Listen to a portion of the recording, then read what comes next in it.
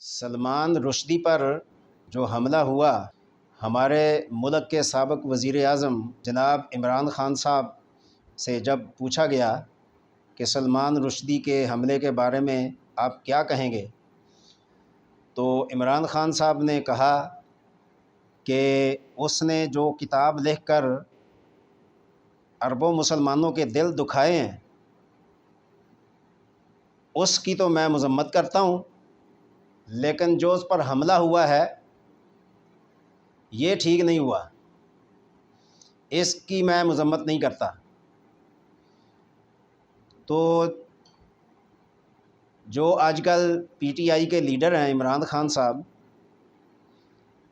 ان کو یہ سمجھنا چاہیے کہ ایک طرف تو آپ مدینہ کی ریاست کا نام لیتے ہیں، اسلام کا نام لیتے ہیں، اور ابھی جو گزشتہ کل یعنی 20 اگست کو 2022 آپ نے جو ریلی کی ہے اور اسلام آباد میں ریلی سے جو خطاب کیا، اس سے پہلے آپ کی ریلی میں وہ اللہ کی صوفیانہ کلام کی آپ کے ایک نمائندے نے کہا کہ اللہ والا لگائیں تاکہ عوام سمجھے کہ عمران خان صاحب بڑے مذہبی ہیں، دین کی طرف بڑا ان کا رجحان ہے۔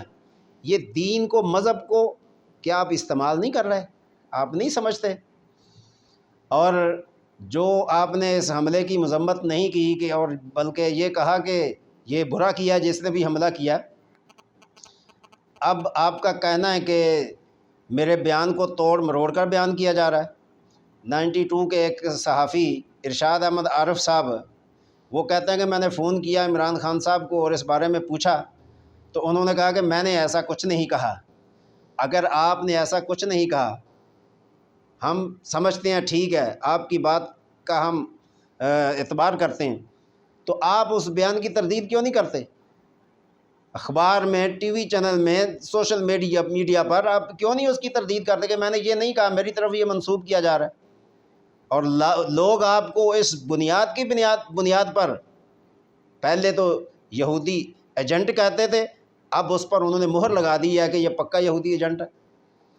تو اس لیے مجھے نہیں معلوم کہ ہمارے سیاستدان ایک بیان دینے کے بعد یا انٹرویو دینے کے بعد اس کی صفائیاں پیش کرتے رہتے ہیں۔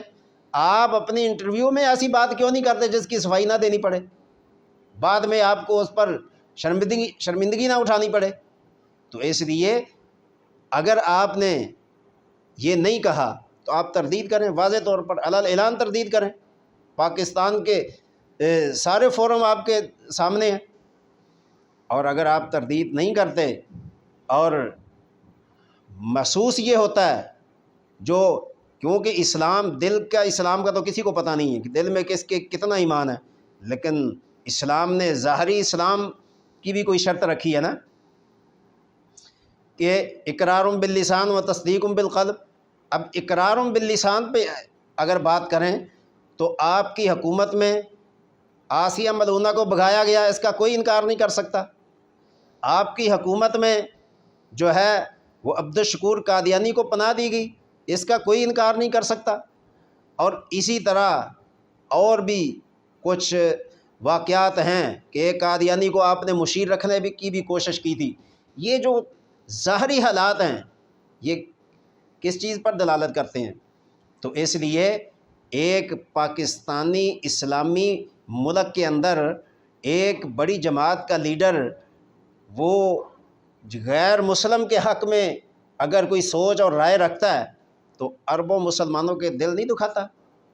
تو یا تو آپ اس کی تردید کریں اور یا پھر اس پر آپ پہرا دیں کہ میں نے کہا ہے، تاکہ دودھ کا دودھ پانی کا پانی ہو جائے۔ تو اس لیے ہمارے جو پی ٹی آئی کے نوجوان ہیں، کارکنان ہیں، ان کو بھی سوچنا چاہیے، وہ بھی مسلمان ہیں، کہ کیا اپنے لیڈر کے اس قسم کے بیانات کے ساتھ وہ اتفاق کرتے ہیں؟